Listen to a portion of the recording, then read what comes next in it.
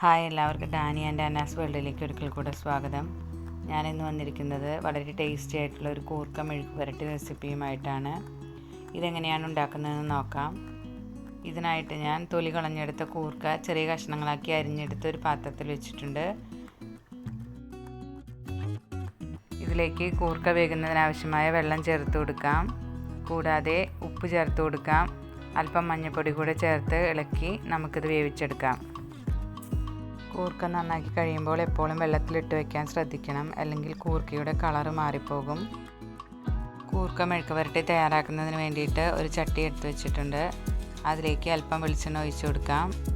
1-2 table spoon വെളിച്ചെണ്ണ നമുക്ക് ഉപയോഗിക്കാവുന്നതാണ്. വെളിച്ചെണ്ണ നന്നായി ചൂടായി വന്നതിന് ശേഷം അതിലേക്ക് കടുക് ഇട്ട് കൊടുക്കുന്നുണ്ട്. കടുക് നന്നായിട്ട് പൊട്ടി വന്നതിന് ശേഷം നമുക്കിതിലേക്ക് ബാക്കി ഇൻഗ്രീഡിയൻസ് ചേർത്ത് കൊടുക്കാം. ഒരു സവോള ചെറുതായിട്ട് അരിഞ്ഞത്, ഒരു ചെറിയ കഷ്ണം ഇഞ്ചി അരിഞ്ഞത്, വെളുത്തുള്ളി 2-3 അല്ലി, ചെറിയ 2 പച്ചമുളക്, കറിവേപ്പില എന്നിവ നമുക്ക് ചേർത്ത് കൊടുക്കാം. സവോളയ്ക്ക് പകരം ചെറിയ ഉള്ളിയും നമുക്ക് ഉപയോഗിക്കാവുന്നതാണ്. ചെറിയ ഉള്ളി ചേർത്തുണ്ടാക്കുകയാണെങ്കിൽ കറിക്ക് ഒന്നുകൂടെ ടേസ്റ്റ് കൂടും. ചെറുതായിട്ടൊന്ന് കളർ മാറി വന്നു കഴിയുമ്പോൾ ഇതിലേക്ക് നമുക്ക് അല്പം മഞ്ഞൾപ്പൊടി ചേർത്ത് കൊടുക്കാം. അതുപോലെ തന്നെ കുറച്ച് ഉണക്കമുളക് ചേർത്ത് കൊടുക്കാം. ഉണക്കമുളക് പൊടിച്ചെടുത്തതാണ് ഞാനിവിടെ ചേർത്ത് കൊടുത്തിട്ടുള്ളത്. ഇതിന് പകരം മുളക് പൊടി ചേർത്ത് കൊടുത്താലും മതി. കൂടാതെ ഇതിലേക്ക് കുറച്ച് കറി മസാലപ്പൊടി കൂടെ ചേർത്ത് കൊടുക്കുന്നുണ്ട്. ഇനി ഇതെല്ലാം പച്ചമണം മാറുന്നവരെ നന്നായിട്ടൊന്ന് മൂപ്പിച്ചെടുക്കാം.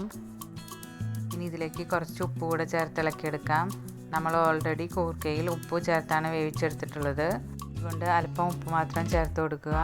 ഇതെല്ലാ ഇൻഗ്രീഡിയൻസും കൂടെ നന്നായിട്ട് മിക്സ് ചെയ്ത് യോജിപ്പിച്ചതിന് ശേഷം വേവിച്ചെടുത്ത കൂർക്ക നമുക്കിതിലേക്ക് ചേർത്ത് കൊടുക്കാം. കൂർക്കയിലെ വെള്ളമെല്ലാം മാറ്റിയതിന് ശേഷമാണ് ചേർത്ത് കൊടുത്തിട്ടുള്ളത്.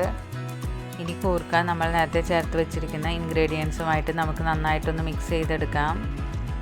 അതിനുശേഷം ചെറിയ തീയിലിട്ട് നമുക്കൊന്ന് വേവിച്ചെടുക്കാം. ഓൾറെഡി കൂർക്ക വേവിച്ചെടുത്തിട്ടുള്ളതാണ്, അതുകൊണ്ട് അധികം നേരം വേവിക്കേണ്ട ആവശ്യമില്ല. വളരെ ടേസ്റ്റി ആയിട്ടുള്ള കൂർക്ക മെഴുക്ക് പുരട്ടി തയ്യാറായിട്ടുണ്ട്.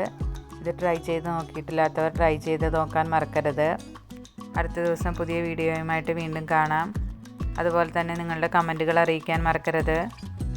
Thank you for watching.